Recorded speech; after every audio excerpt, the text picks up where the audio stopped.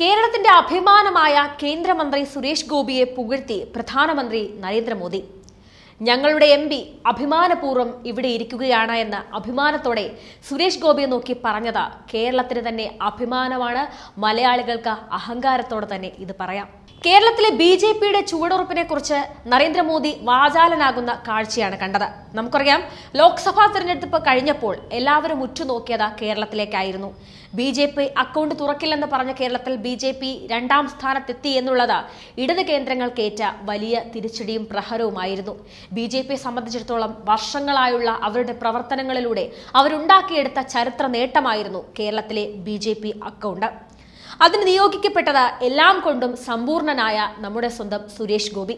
ഇപ്പോഴത്തെ ലോക്സഭയിൽ പ്രധാനമന്ത്രിയുടെ മറുപടി പ്രസംഗത്തിനിടെ പ്രധാനിയായിരിക്കുകയാണ് കേന്ദ്രമന്ത്രി സുരേഷ് ഗോപി. കേരളത്തിൽ ആദ്യമായി ബി.ജെ.പി ഒരു സീറ്റിൽ ജയിച്ചുവെന്ന് മോദി എടുത്തു പറഞ്ഞു. കേരളത്തിൽ ഇത്തവണ ബി.ജെ.പി അക്കൗണ്ട് തുറന്നു. ഞങ്ങളുടെ എംപി അഭിമാനപൂർവ്വം ഇവിടെ ഇരിക്കുകയാണെന്ന് സുരേഷ് ഗോപിയെ നോക്കി നരേന്ദ്രമോദി പറഞ്ഞു. തമിഴ്നാട്ടിലെ നിരവധി സീറ്റുകളിലും ബി.ജെ.പി ശക്തമായ സ്വാധീനം ഉറപ്പിച്ചു. ഉത്തർപ്രദേശിലും രാജസ്ഥാനിലും ബി.ജെ.പി വോട്ട് ശതമാനം വലിയ രീതിയിൽ ഉയർത്തിക്കാട്ടി. അദ്ദേഹം അവകാശപ്പെട്ടു, സ്ഥിരതയ്ക്കും തുടർച്ചയ്ക്കും വേണ്ടിയായിരുന്നു ജനവിധി.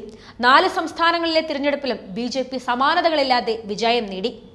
മഹാപ്രഭു ജഗന്നാഥന്റെ ഭൂമിയായ ഒഡീഷ തങ്ങളെ അനുഗ്രഹിച്ചു.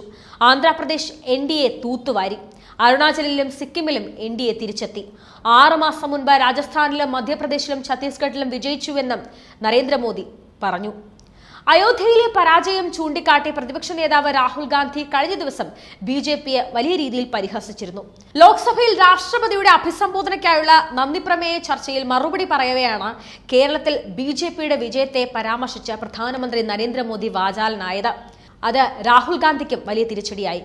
കൂടുതൽ പ്രദേശത്തു നിന്നും പുതിയ സംസ്ഥാനങ്ങളിൽ നിന്നും ആളുകൾ തങ്ങളെ സേവിക്കാൻ എൻ.ഡി.എക്ക് അവസരവും സ്നേഹവും തരുകയാണെന്നും നരേന്ദ്രമോദി അടിവരയിട്ട് പറയുന്നു. ഇതിന്റെ തുടർച്ചയായാണ് കേരളത്തിലെ വിജയമെന്നും അദ്ദേഹം ചൂണ്ടിക്കാട്ടുന്നുണ്ട്. അതേസമയം നടുത്തളത്തിൽ ഇറങ്ങിയ പ്രതിപക്ഷം പ്രധാനമന്ത്രിയുടെ പ്രസംഗത്തിനിടെ ബഹളം തുടർന്നു. മണിപ്പൂർ മുദ്രാവാക്യം മുഴക്കിയായിരുന്നു പ്രതിപക്ഷ പ്രതിഷേധം. മണിപ്പൂരിന് നീതി വേണം, ഏകാധിപത്യം അനുവദിക്കില്ല തുടങ്ങിയ മുദ്രാവാക്യങ്ങളും പ്രതിപക്ഷം ഉയർത്തിക്കാട്ടി. പക്ഷെ പ്രതിപക്ഷത്തോട് നടുത്തളത്തിൽ ഇറങ്ങാൻ നിർദ്ദേശിച്ചുവെന്ന് ആരോപിച്ച് സ്പീക്കർ രാഹുൽ ഗാന്ധിയെ തിരിച്ച് ശാസിക്കുകയായിരുന്നു.